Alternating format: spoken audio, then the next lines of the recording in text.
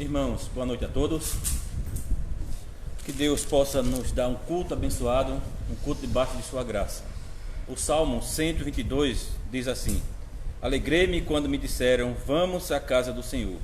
Pararam os nossos pés junto às suas portas, ó Jerusalém. Jerusalém que estás construída como cidade compacta, para onde sobem as tribos do Senhor, como convém a Israel, para renderem graças ao nome do Senhor. Lá estão os tronos de justiça, os tronos da casa de Davi. Orai pela paz de Jerusalém. Sejam prósperos os que te amam. Reine paz dentro de teus muros e prosperidade nos teus palácios. Por amor dos meus irmãos e amigos, eu peço, haja paz em ti. Por amor da casa do Senhor, nosso Deus, buscarei o teu bem. Fiquemos de pé, irmãos. Amada igreja do nosso Senhor Jesus Cristo, onde está o nosso socorro? O nosso socorro está em nome do Senhor, Criador dos céus e da terra. Graça e paz a vós outros, da parte de Deus nosso Pai e do Senhor Jesus Cristo. Amém. Oremos ao Senhor. Amado Deus, bondoso Pai, te damos graças porque mais uma vez podemos te cultuar, Senhor. Mais uma vez podemos, com a nossa liberdade em Cristo, chegar em tua santa presença nesse culto. Podemos entrar na sala do teu trono. Podemos falar contigo, Senhor. Como é bom, Deus, iniciar esse culto recebendo a tua bênção. Como é bom saber que ao chegarmos aqui o Senhor nos sauda com a tua paz e o teu amor. Que o Senhor continue nos abençoando, continue nos guardando, continue nos dando o que necessitamos em Cristo. Perdoa, Senhor, nossos pecados que cometemos contra ti. Perdoa nossas dívidas que temos cometido contra a tua santa majestade. Sabemos que em Cristo nós recebemos o perdão e por isso te rogamos a tua bênção para vivermos como crentes perdoados em Cristo, crentes que querem fazer a tua vontade, Senhor. Nos ajuda, Deus, a vivermos conforme essa realidade. Também queremos, Senhor, te rogar para que seja um culto agradável, que o teu servo possa ministrar no teu poder a tua palavra de modo fiel, que o teu povo seja edificado e glorifique ao teu nome, Senhor. Também te rogamos pelos nossos irmãos enfermos que não podem estar aqui conosco. Lembramos nossa irmã Daildo, que o Senhor continue abençoando e guardando. Também queremos te rogar pelo esposo de nossa irmã Lenilda, que sofreu um pequeno acidente, Senhor, mas pela tua graça não foi nada tão sério assim. Que o Senhor continue guardando a sua família e abençoando. Também queremos te rogar pelas igrejas irmãs, lembrando que o Senhor sempre está com ela e ajudando-a, Senhor. Ó Deus, nos ajuda. Perdoa os nossos pecados, nós mais uma vez, em nome de Cristo. Amém. Irmãos, ainda de pé, vamos cantar o hino 32.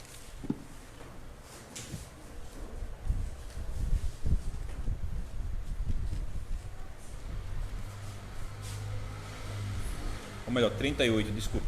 Hino 38 do nosso inário, página 64. Senhor meu Deus, quando eu maravilhado. Hino 38. Então cantemos. Senhor meu Deus, quando eu maravilhado contemplo a tua imensa criação, o céu e a terra, os vastos oceanos, fico a pensar em tua perfeição. Então minha alma canta a ti, Senhor, grandioso és tu,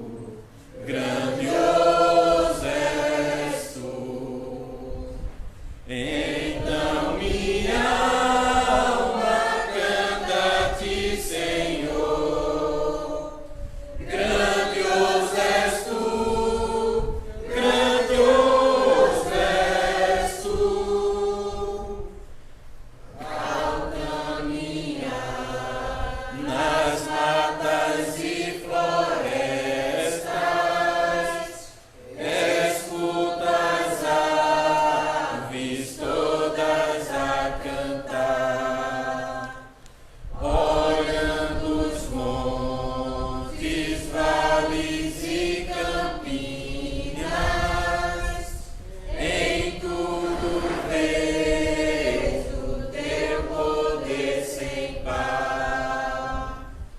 Então minha alma canta-te, Senhor, grandioso és tu, grandioso és tu. Então minha alma canta-te, Senhor, grandioso és tu, grandioso és tu. Quando eu medito em teu amor tão grande, que ofereceu teu filho sobre o altar, maravilhado e agradecido venho também a minha vida te ofertar. Então minha alma canta-te, Senhor, grandioso és tu, grandioso és tu. Então minha alma canta-te, Senhor, grandioso és tu, grandioso és tu. E quando enfim Jesus vier em glória e aula celeste então me transportar, adorarei prostrado e para sempre. Grandioso és tu, meu Deus, hei de cantar. Então minha alma canta-te, Senhor, grandioso és tu, grandioso és tu. Então minha alma canta-te, Senhor, grandioso és tu, grandioso és tu. Os irmãos podem sentar. E vamos abrir a palavra do Senhor no segundo livro dos Reis.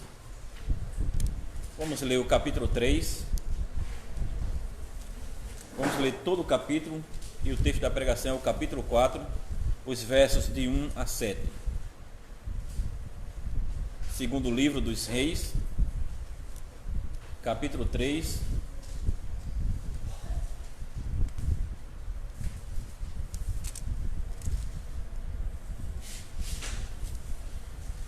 Assim diz a palavra do Senhor. Jorão, filho de Acabe, começou a reinar sobre Israel em Samaria no 18º ano de Josafá, rei de Judá, e reinou 12 anos.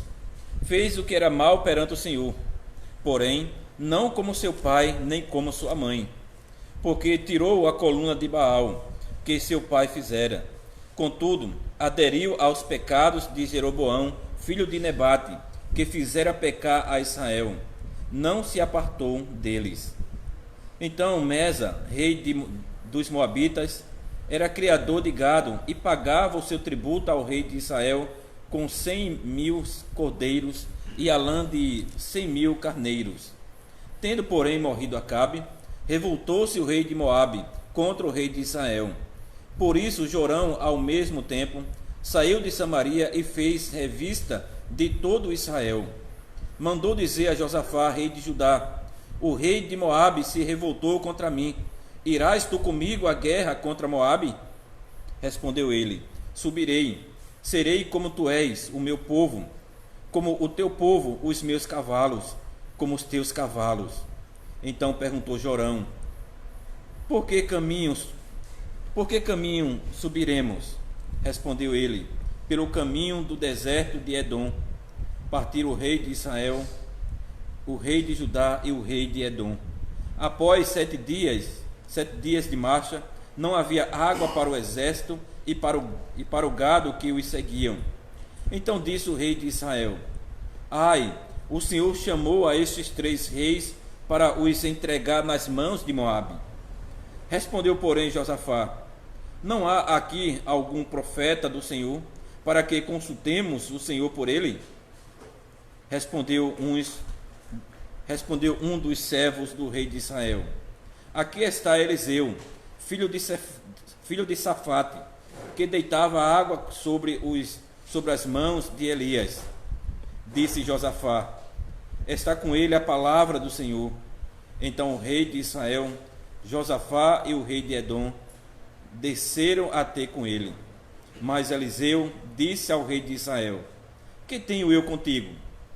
Vai aos profetas de teu pai e aos profetas de tua mãe. Porém o rei de Israel lhe disse: Não, porque o Senhor é quem chamou estes 3 reis para os entregar nas mãos de Moabe. Disse Eliseu: Tão certo como vive o Senhor dos exércitos, em cuja presença estou, se eu não respeitasse a presença de Josafá, rei de Judá, não te daria atenção, nem te contemplaria. Ora, pois, trazei-me um tangedor. Quando o tangedor tocava, veio o poder de Deus sobre Eliseu. Este disse: Assim diz o Senhor: Fazei neste vale covas e covas, porque assim diz o Senhor: Não sentireis vento, nem vereis chuva. Todavia este vale se encherá de tanta água, que bebereis vós e o vosso gado e os vossos animais. Isto é ainda pouco aos olhos do Senhor, de maneira que também entregará Moabe nas vossas mãos.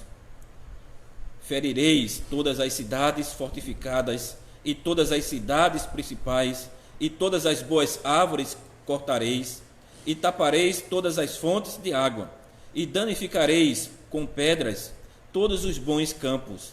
Pela manhã, ao apresentar-se a oferta de manjares, eis que vinham as águas pelo caminho de Edom, e a terra se encheu de água. Ouvindo, pois, todos os moabitas que os reis tinham subido para pelejar contra eles, todos os que cingiam cinto, desde o mais novo até o mais velho, foram convocados e postos nas fronteiras. Levantando-se de madrugada, e saindo o sol sobre as águas, viram os moabitas defronte deles as águas vermelhas como sangue. E disseram: Isto é sangue. Certamente os reis se destruíram e se mataram um ao outro. Agora, pois, a presa, ó Moabe. Porém, chegando eles ao arraial de Israel, os israelitas se levantaram e feriram aos moabitas, os quais fugiram diante deles. Entraram os israelitas na terra e também aí feriram, arrasaram as cidades, e cada um lançou a sua pedra em todos os bons campos, e os entulharam, e taparam todas as fontes de águas, e cortaram todas as boas árvores, até que só que Aresete ficou com seus muros, mas os que atiravam com fundas a cercaram e a feriram. Vendo o rei de Moabe que a peleja prevalecia contra ele, tomou consigo 700 homens que sacavam espada para romperem contra o rei de Edom, porém não puderam. Então tomou a seu filho primogênito, que havia de reinar em seu lugar, e o ofereceu em holocausto sobre o muro, pelo que houve grande ira contra Israel. Por isso se retiraram dali e voltaram para a sua própria terra.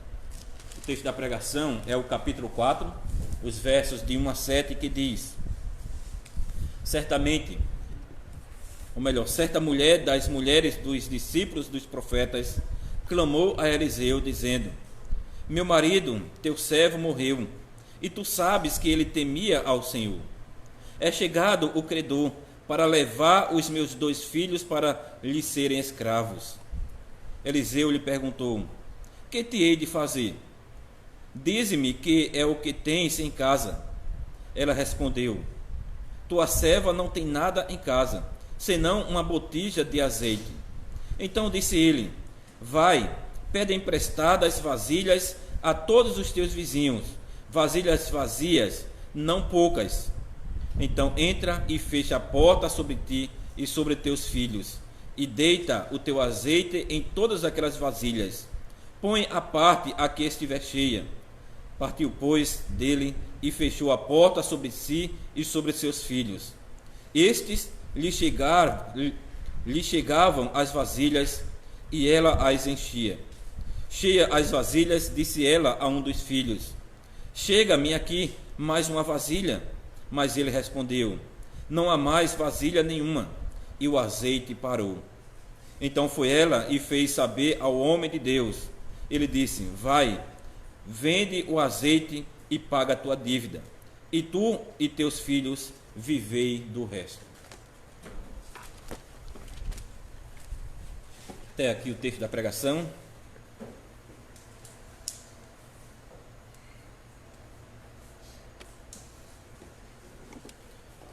Irmão e irmã no Senhor Jesus Cristo, um dos atributos preciosos de Deus é seu poder onipotente.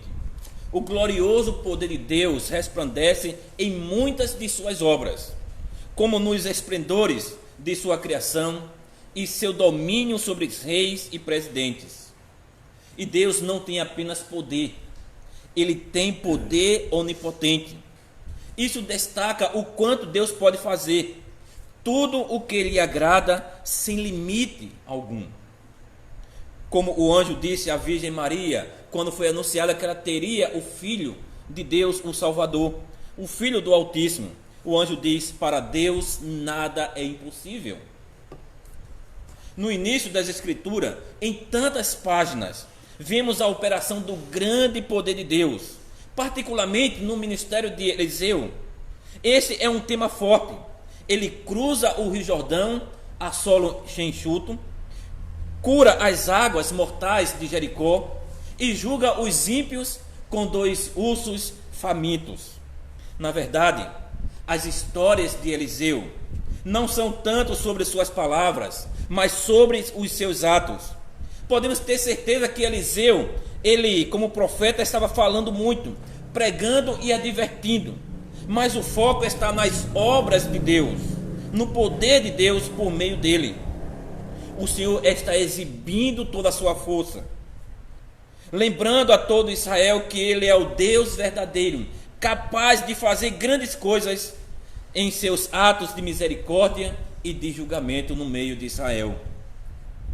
Nosso texto é outra exibição do poder onipotente de Deus. Aqui vemos uma verdade surpreendente e duradoura do Senhor. Deus pode fazer muito com pouco. Ele pode usar apenas um pequeno pote de azeite para fornecer generosamente para uma viúva e sua família o necessário. Deus nunca está limitado a uma carência que enfrentamos. Nunca é impedido pelo que nos falta, com força impressionante. Deus pode transformar algo insignificante em algo excepcional e trazer libertação das situações mais desesperadoras. Deus pode fazer muito com pouco. Essa é a mensagem do 2º livro dos Reis, capítulo 4, de 1 a 7. E nesta noite eu vos proclamo a palavra do Senhor no seguinte tema: Deus sustenta poderosamente uma viúva sofredora e seus filhos. Deus sustenta poderosamente uma viúva sofredora e seus filhos. Nós vamos ver 3 pontos. Em primeiro lugar, um problema sério. Em segundo lugar, um profeta confiante. E em terceiro lugar, uma provisão generosa. Em primeiro lugar, um problema sério. No contexto do ministério de Eliseu, há uma batalha séria acontecendo. É a guerra entre a religião falsa e a verdadeira, entre os ídolos inúteis de Israel e o Senhor Deus. E como toda guerra, há pequenas pessoas que se envolvem com o conflito, espectadores e vítimas com suas lutas e sofrimentos ali no meio. E mesmo quando Deus luta contra a idolatria organizada e se opõe aos reis ímpios de Israel, ele mostra compaixão para aqueles que muitas vezes são esquecidos por todos. Nosso texto começa com certa mulher das mulheres dos discípulos dos profetas. Encontramos os filhos dos profetas em vários lugares, no primeiro e segundo livro dos reis. Essas eram pequenas comunidades de homens que se uniram para preservar a palavra de Deus em uma época que havia infidelidade basicamente total sobre todo Israel. Eles foram chamados de os filhos dos profetas, porque assim como o filho aprende com seu pai, esses homens queriam aprender com os mensageiros designados por Deus. Parece que os filhos dos profetas também assumiram a responsabilidade de apoiar Elias e Eliseu em seu ministério financeiramente, visto que Elias e Eliseu, eles trabalhavam de tempo integral, devotados ao seu trabalho, e frequentemente se mudavam de um lugar para outro. Eles não tinham renda regular ou uma maneira de manter a comida e também a moradia. Foi aqui que os filhos dos profetas ajudaram, dando aos profetas o que era necessário para continuar pregando no meio de Israel. Você pode ter certeza que isso custaria caro para os filhos dos profetas e suas famílias. E você pretende permanecer firmemente, ou melhor, se você pretende permanecer firmemente comprometido com o Senhor em um tempo sem Deus, haverá um preço a se pagar na vida. Os fiéis eram uma minúscula maioria em Israel, apenas 7.000 homens. Há 7.000 que não dobraram seus joelhos a Baal. Esses foram duramente castigados, pressionados pelos ímpios. A mulher que se aproxima de Eliseu é a esposa de um homem desta comunidade. E quando seu marido morreu, não sobrou muito dinheiro para sustentá-la. Não sabemos exatamente por que isso ocorre, mas parece provável que apoiar os profetas significava que as suas reservas iam cada vez mais diminuindo. Quando o provedor da família morreu, os problemas surgiram rapidamente. Agora, ser viúva em Israel era uma situação complicada, séria no meio ali. Frequentemente, eram um dos membros mais pobres da sociedade. O marido era tradicionalmente aquele que ganhava o salário e sustentava a família. Mas se o marido morresse, as opções para sua esposa e filhos eram poucas. Qualquer dinheiro restante acabaria muito rapidamente. E o que aconteceria em seguida?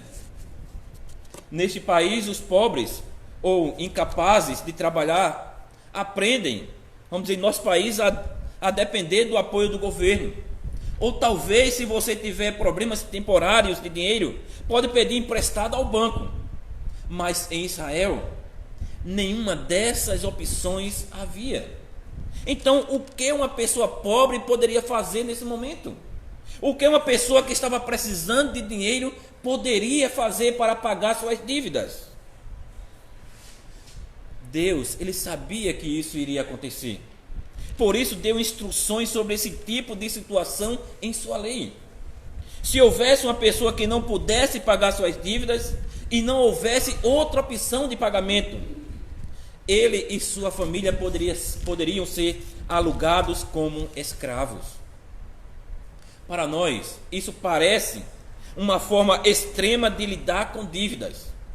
Mas a prática em Israel era para ser humanitária e gentil nesse momento. Quem devia dinheiro iria se beneficiar com o trabalho na família do credor. E de sua parte, o credor deveria cuidar daqueles que se tornaram escravos. O tempo de servidão também não deveria durar mais do que 6 anos, porque a cada 7 anos todas as dívidas pendentes eram canceladas. Mesmo assim, é uma dura realidade que a viúva encara em sua face agora. Seus 2 filhos serão levados por algum tempo para uma família que já havia sofrido tanto, incluindo a morte do marido e também pai. Podemos dizer que isso foi uma pílula amarga para ela. Então a mulher, ela clamou a Eliseu dizendo: meu marido, teu servo, morreu, e tu sabes que ele temia ao Senhor. Nessas palavras, há uma sensação de desespero da mulher aqui, até mesmo de espanto dela. Seu marido havia sido um homem fiel em uma época de infidelidade, em uma terra onde os verdadeiros crentes foram perseguidos pelo rei e pelos seus oficiais. E este homem, vamos dizer, estava nadando contra a maré. E agora este homem, seu marido piedoso, não estava protegido da morte. E ela e seus filhos estavam prestes a serem dilacerados. Este é o doloroso quebra-cabeça que os filhos de Deus podem enfrentar em sua vida. Podemos nos esforçar para ser cristãos fiéis, devotados à igreja, cheios do Espírito Santo e prontos para amar o nosso próximo. Mas às vezes enfrentamos intenso sofrimento. Pode haver perda trágica na sua família, uma doença terminal, profundas dificuldades financeiras. Não faz sentido para nós. Temíamos ao Senhor, amávamos o Senhor, amávamos o seu povo. Deus não percebeu como nós vivemos. Deus não percebeu como nós estamos agindo. Claro, sabemos que Deus não deve nada a ninguém. Sabemos pela história de Jó que os justos podem sofrer terrivelmente. Nós também sabemos que muitas vezes não haverá um motivo claro e ordenado para os cristãos sofrerem. Às vezes a única resposta será apresentar-se humildemente diante do Deus soberano e descansar em sua bondade e fidelidade infalível. Mesmo assim, conseguir esse tipo de confiança pode exigir uma longa jornada. E isso não significa que não fazemos as perguntas.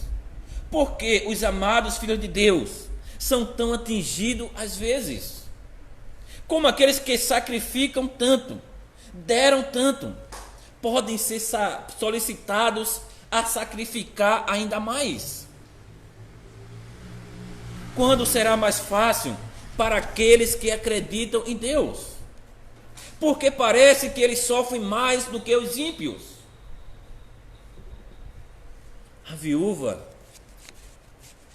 do filho do profeta, ela está, vamos dizer, perplexa. Você sabe que o seu servo temia ao Senhor.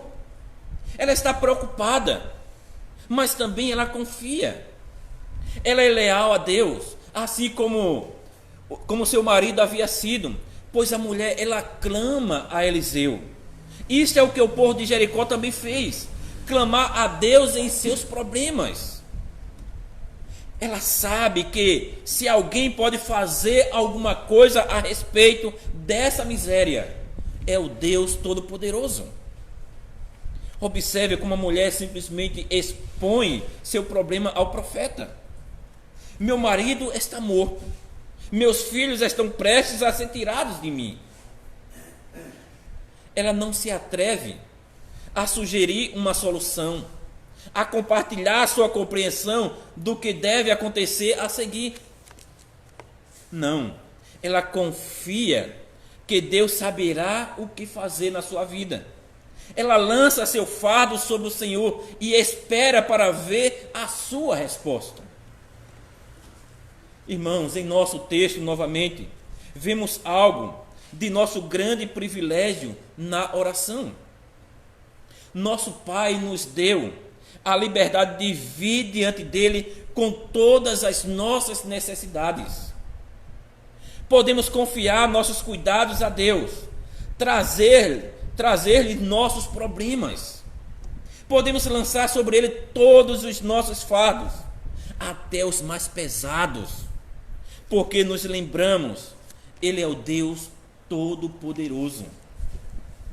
Com certeza, muitas vezes temos uma ideia de como gostaríamos que nossa difícil situação fosse corrigida. Se apenas essa circunstância mudasse, ou se eu tivesse esse dom, ou se essa pessoa fosse embora, meus problemas iriam desaparecer.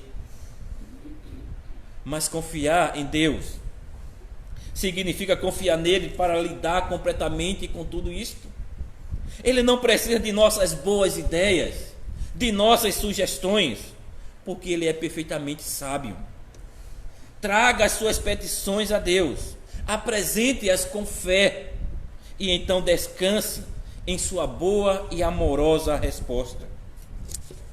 Ao ouvir o pedido da viúva, Eliseu provavelmente se sentiu na obrigação de ajudá-la. Certamente ele gostaria de ajudar alguém que o apoiou e a Elias. Mas, mais do que isso, Eliseu sabia que esse era um chamado seu a fazer.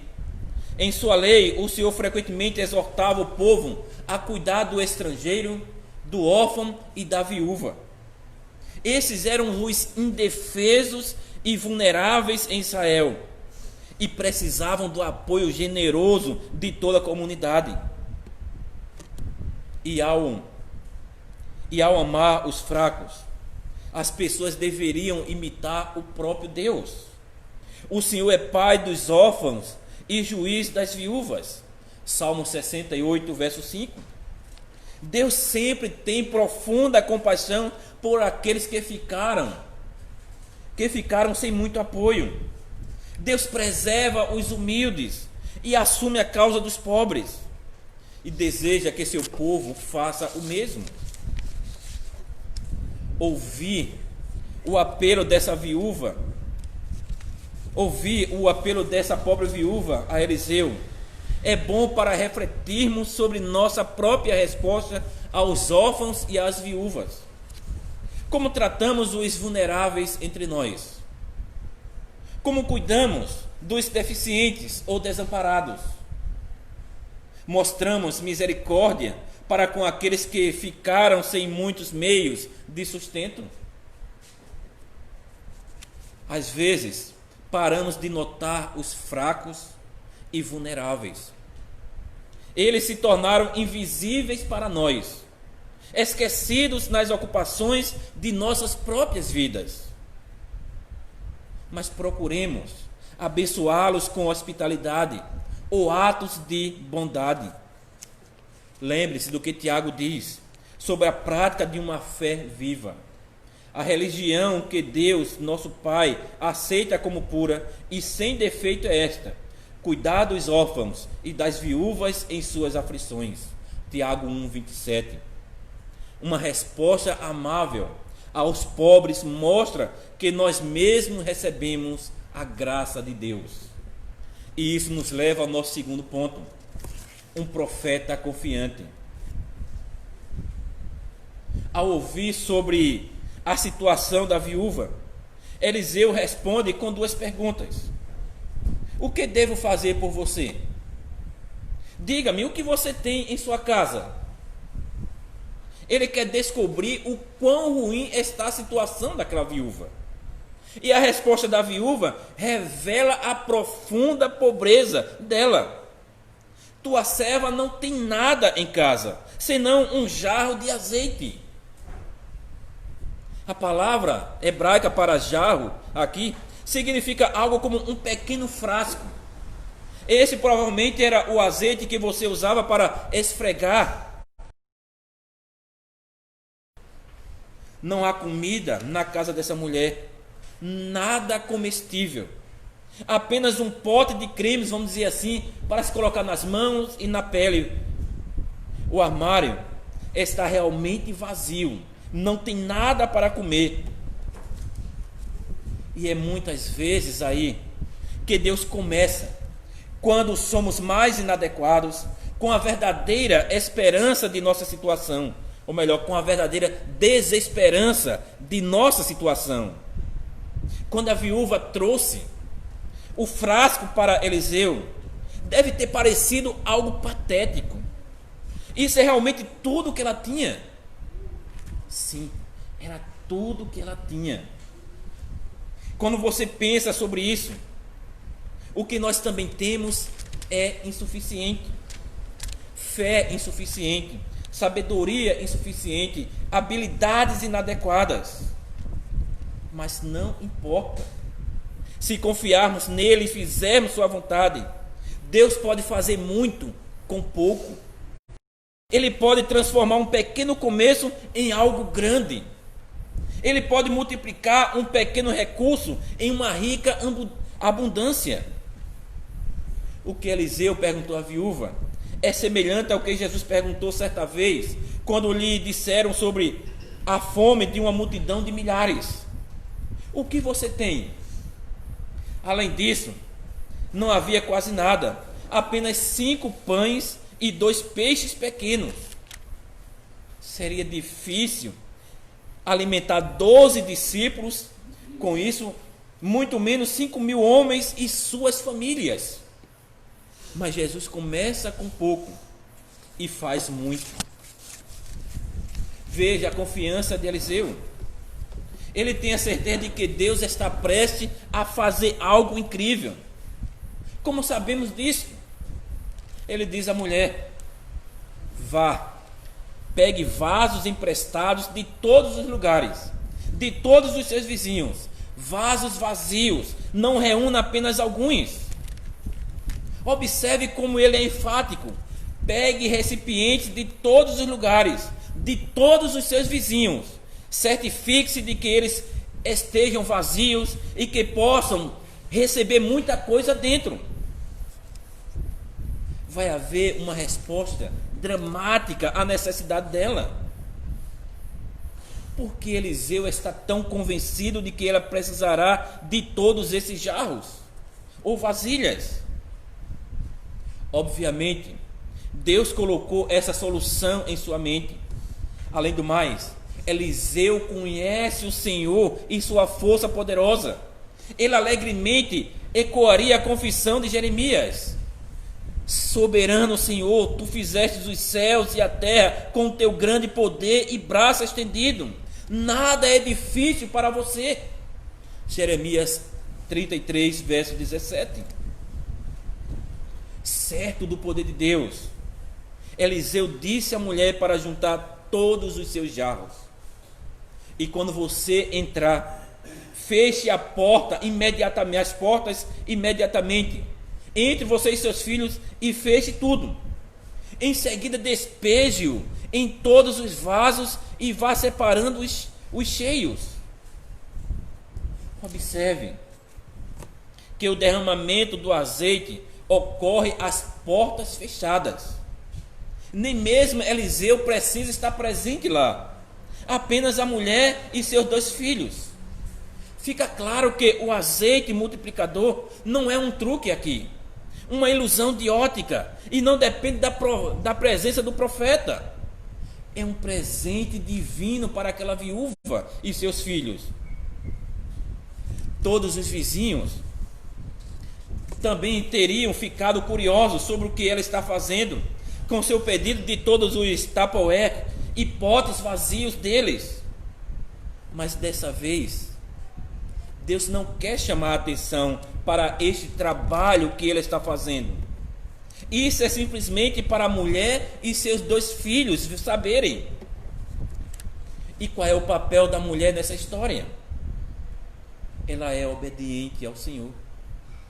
ela ouve as palavras do profeta aqui, reúne todos os potes, vai até as portas, fecha as portas de sua casa e começa a derramar um pequeno frasco de azeite. Reflita por um momento sobre a fé que ela precisa ter. Aqui está uma sala cheia de potes vazios, um minúsculo recipiente de azeite, e a ordem de Eliseu de que ela apenas continue derramando e derramando dentro das vasilhas. Nós chamaríamos isso de uma missão tola, uma decepção garantida para ela. E se o azeite não vier, isso significa o fim de sua família. É preciso ter fé para fazer o que a mulher faz. Mas não é sempre assim que Deus espera de nós. Acreditar no que Ele disse. Provavelmente nunca estivemos no tipo de uma situação tão terrível que a viúva estava. Nunca esperamos que joguemos de um frasco sem fundo, vamos dizer assim, que nunca acaba o azeite. Mas é preciso menos fé para confiarmos em Deus. Podemos ter pouco ou quase nada, mas Deus disse: fique contente com o que você tem. Podemos estar solitários e desesperados, mas Deus diz: estou com você. Podemos estar preocupados com muitas coisas, mas Deus diz: não tema. Podemos ter um mundo de problemas e não ter ideia do que Deus poderia fazer para resolvê-los, mas Ele diz: traga seus fardos para mim, deixe-os comigo, confie em mim. É difícil confiar assim. Nossa fé é pequena e a necessidade é grande.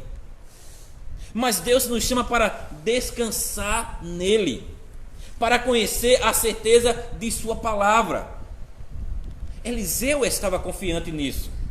Essa mulher estava confiante também. E nós também podemos estar confiantes nisso. Deus é poderoso e é fiel. O azeite continua correndo. E um milagre que nos lembra aquele realizado por Elias anos atrás, quando ele estava visitando outra viúva, lá a mulher de Sarepta e seu filho. Ela também estava perto da morte, mas Deus providenciou, através de seu grande poder, a lata de farinha e a jarra de azeite não acabaram até que o Senhor derramou novamente chuva sobre Israel. Essas histórias paralelas têm um objetivo claro: Deus proverá para seu povo. Naquela época, esperava-se que os reis de Israel garantissem a proteção e o bem-estar do povo. A maioria dos reis estava falhando nessa tarefa. Então Deus usa seu profeta para prover a eles. E mais uma vez, Eliseu mostra o significado de seu nome. Deus salva. Ele salva da miséria. Ele salva da morte. E em último lugar, uma provisão generosa. Quando você está enchendo algo, você sabe quando é a hora de você diminuir e também de parar. Também para a viúva ficou claro quando ela teve que parar. O verso 6 diz: e aconteceu que quando as vasilhas estavam cheias, ela disse ao filho: traga-me outra vasilha. E ele disse-lhe: não há outra vasilha. Então o azeite cessou. Sem mais potes, sem mais azeite. Agora, o que você acha? Isso mostra falta de fé da parte da viúva? Ela deveria ter pedido mais recipientes vazios? Em alguns dos comentários que eu li, este ponto foi colocado: a mulher foi respondida na proporção de sua fé. Se ela tivesse mais fé e adquirido mais potes, teria recebido mais azeite. Mas não há nada que indique falta de fé desta viúva. Em vez disso, ela é apresentada como um modelo de confiança silenciosa e obediência inabalável ao Senhor. Ela fez o que o profeta ordenou. Ela creu e Deus providenciou generosamente. Ela saiu de sua casa e disse a Eliseu, e as instruções seguintes foram diretas: vá, venda o azeite, pague sua dívida, e você e seus filhos vivem do resto. Os muitos potes de azeites poderiam ser vendidos por um bom preço. Com esse dinheiro, ela deveria primeiro pagar as suas dívidas, e então ela e seus filhos poderiam viver com o resto. Não há nada mais mencionado. Então podemos supor que a mulher obedece sem questionar o profeta. Veja como Deus concede uma abundância que vai além. Deus não apenas respondeu à emergência imediata da dívida, mas também pensa na necessidade contínua, em como a viúva e seus filhos sobreviverão nos próximos anos. Se você olhar para a sua própria vida, verá que muitas vezes é assim que o Senhor age. Ele faz melhor do que nós pedimos. Ele faz mais do que nós pedimos. É a prática de Deus fazer com que sua bondade transborde para os filhos dele, pois ele é um pai generoso para com seus filhos. É por isso que nós lemos no Salmo 84, verso 11: nenhum bem sonega aos que andam retamente. E essa é uma verdade imutável. Deus provê generosamente para seus filhos. Não há necessidade para aqueles que o temem. Claro, é verdade que Deus não resolve todas as situações de angústia por meio de uma intervenção milagrosa. Às vezes, problemas financeiros, tensões familiares ou problemas de saúde persistem anos após anos, apesar das inúmeras orações que você faz a Ele. Deus nem sempre nos salva das circunstâncias difíceis de nossa vida como nós queremos. Ele nem sempre corrige tudo que deu errado em nossa vida. Mas pelo amor de Jesus Cristo, Ele se aproxima e mostra graça e cuida daqueles que estão desesperados. Pode ser verdade que não podemos esperar milagres, mas certamente podemos esperar a sua misericórdia em nossa vida. Se esperarmos em Deus e o buscarmos, Ele com certeza dará isto. Lembre-se disto: o nosso Deus é o Deus Todo-Poderoso. Ele pode fazer muito com pouco. Ele pode fazer muito com nada. Mesmo quando você estiver se sentindo fraco e de mãos vazias, confie em seu poder e conte com seu amor. Irmãos, nunca se esqueça quem é o seu Deus, o que Ele pode fazer. Ele não é um Deus como Baal. Ele é o Deus verdadeiro, o Deus Todo-Poderoso que cuida de você em todos os momentos. Lembre-se, Ele está cuidando de você. Mesmo que você tenha orado e nada aconteceu conforme a sua vontade, mas lembre-se, Deus sabe o que é melhor para você, e Ele vai resolver da maneira que Ele quer que seja, e não da sua maneira, não da minha maneira, mas da maneira dele. Mas uma coisa é certa: Ele providenciará aquilo que nós precisamos para permanecermos firmes nele. Que o Senhor possa nos dar sempre esse vislumbre de sua glória, esse vislumbre de seu poder, confiando em sua bondade. Que Ele nos abençoe. Amém. Irmãos, fiquemos de pé. Vamos orar ao nosso Deus.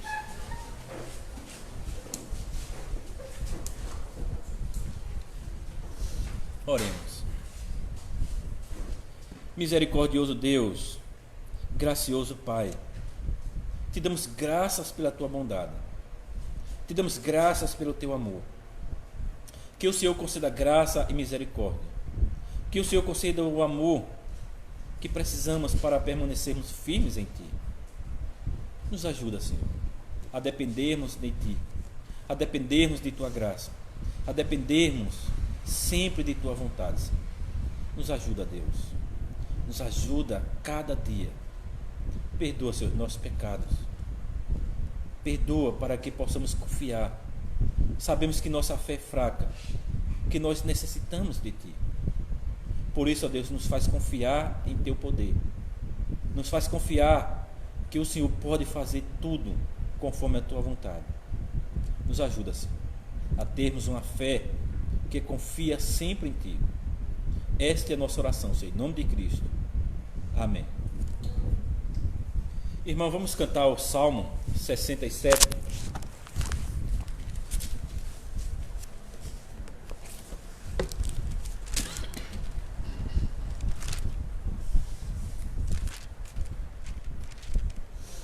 Salmo 67.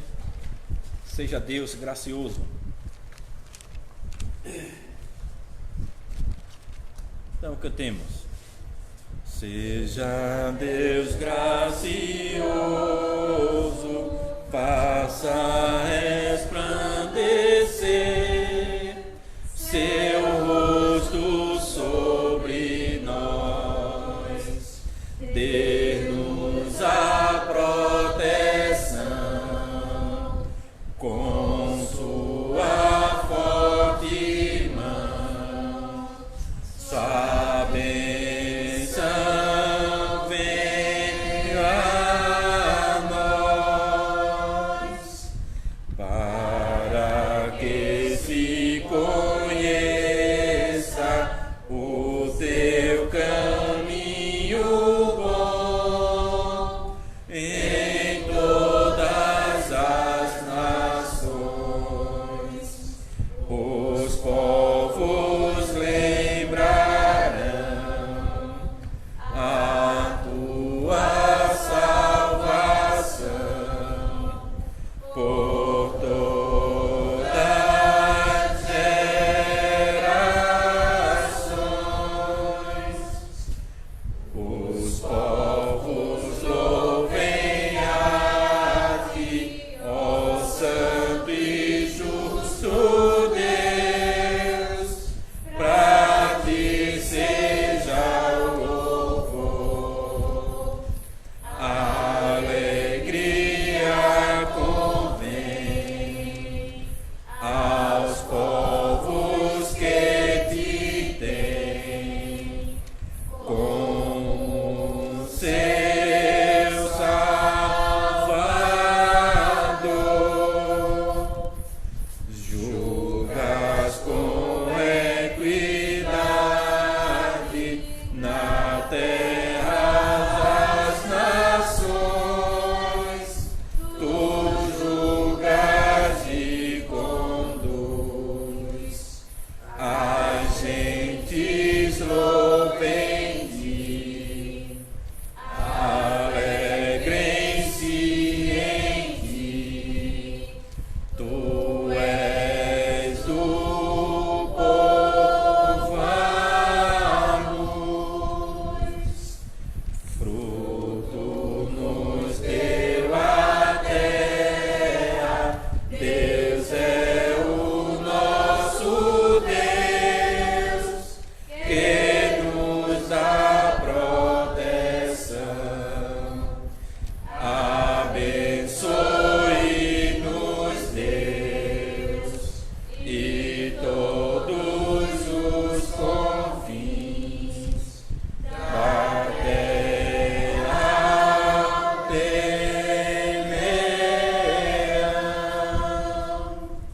Irmãos, vamos agora confessar nossa fé com as palavras do credo atanasiano. Então esse é um dos credos que nós adotamos como resumo da palavra do Senhor. Então, na página 124, credo atanasiano.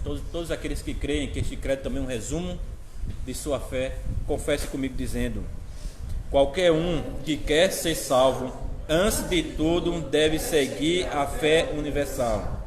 Aquele que não aguardar integral e intacta, sem dúvida perecerá eternamente.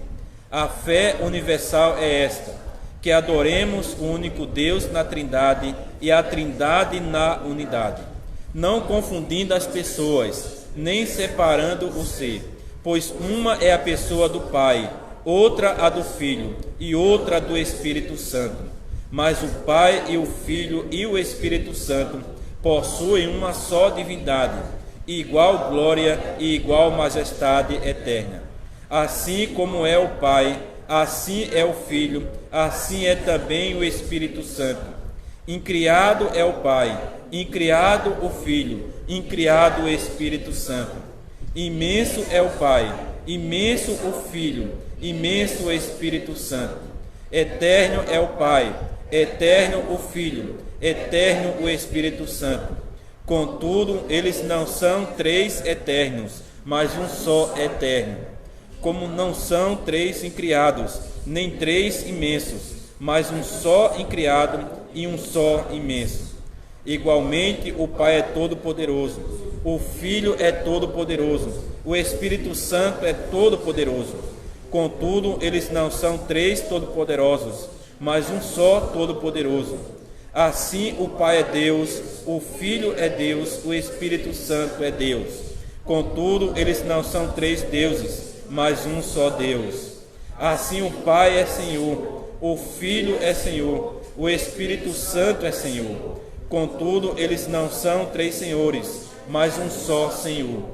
Pois assim como nós somos compelidos pela verdade cristã a confessar cada pessoa singular como Deus e Senhor, assim não é proibido pela fé universal falar de três deuses ou três senhores. O Pai não foi feito por ninguém, nem criado, nem gerado. O Filho não foi feito, nem criado, mas gerado somente pelo Pai. O Espírito Santo não foi feito, nem criado, nem gerado pelo Pai e Filho, mas está procedendo deles. Então, um só Pai, não três pais, um só Filho, não três filhos, um só Espírito Santo, não três Espíritos Santos.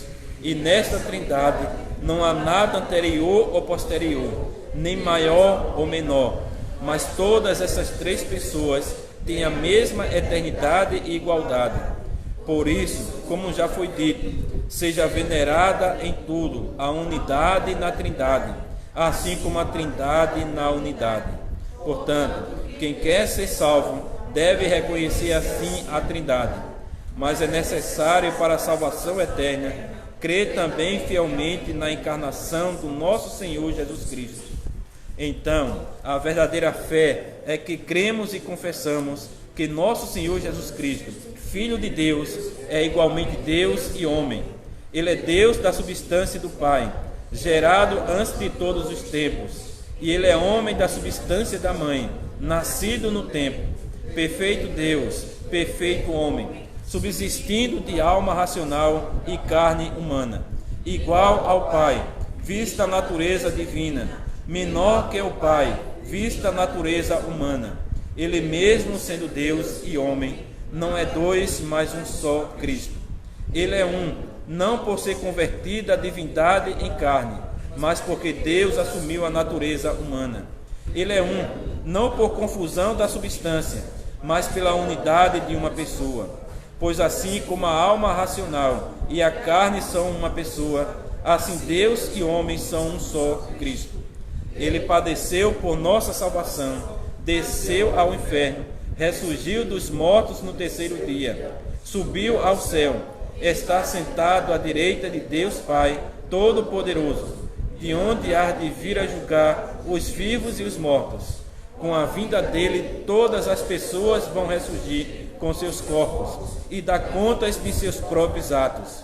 Os que tiverem feito bem entrarão na vida eterna, os que tiverem feito mal no fogo eterno. Esta é a fé universal. Quem não crê nela fielmente e firmemente não poderá ser salvo. Amém. Os irmãos podem sentar. E vamos cantar o Salmo 117b e dar nossas ofertas ao Senhor. Salmo 117b. Então, cantemos. Louvai ao Senhor todas as nações, louvai-o todos os povos, louvai ao Senhor, louvai ao Senhor, porque a sua benignidade é grande para conosco. Louvai ao Senhor, louvai ao Senhor. E a verdade do Senhor dura para sempre. Louvai ao Senhor, louvai ao Senhor. Irmão, fiquemos de pé. Vamos orar mais uma vez e em seguida vamos cantar o nosso último canto. Oremos. Amado Deus, misericordioso Pai, nós te damos graças pelo culto que tivemos até aqui, pela tua bondade em nos dar um culto tranquilo, em boa ordem e decência. Nesse momento queremos te agradecer pelas ofertas que pudemos te ofertar. Que o Senhor possa estar nos dando um coração generoso, assim como o Senhor tem sido para conosco. Que possamos, Senhor, fazer com que os diáconos sempre tenham as mãos cheias para cumprir o seu ofício, cuidar do ministério da palavra e da obra de caridade. Que o Senhor possa estar ajudando a cada um de nós, assim como os diáconos, a desempenharmos o nosso papel como um corpo, o corpo do nosso Senhor Jesus Cristo. Nos ajuda, Senhor, e nos guarda, nos dando sempre a tua vontade. Nos guarda quando nós iremos amanhã retornar aos nossos afazeres. Que o Senhor esteja nos livrando de todo mal, nos guardando, Senhor, de tudo, nos protegendo e fazendo com que venhamos sempre fazer a tua vontade. Aceita, Senhor, a nossa oração, em nome de Cristo. Amém. Irmãos, vamos cantar o nosso último cântico. Salmo 105. Cantai ao Senhor, rendei graças. E no Salmo 105. Então, cantemos. Cantai ao Senhor, rendei graças.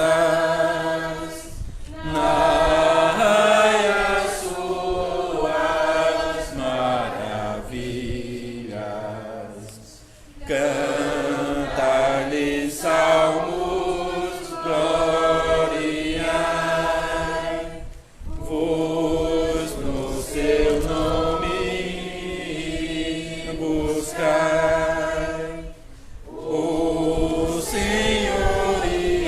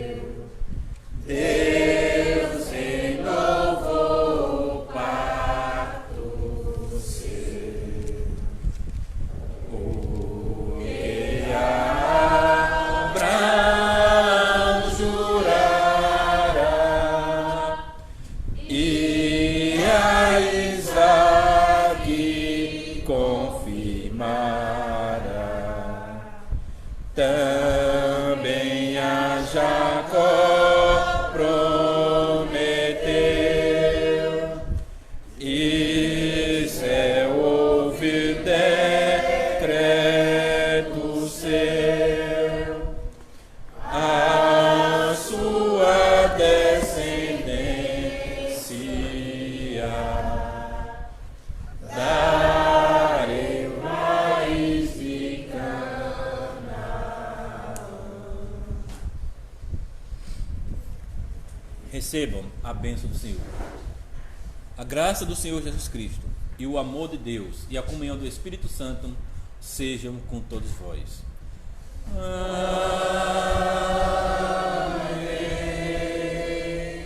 Amém.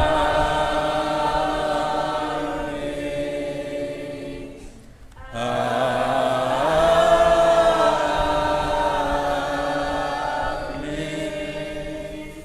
Os irmãos podem sentar e damos boa noite a todos e aqueles que estão nos assistindo. Tenham uma boa semana.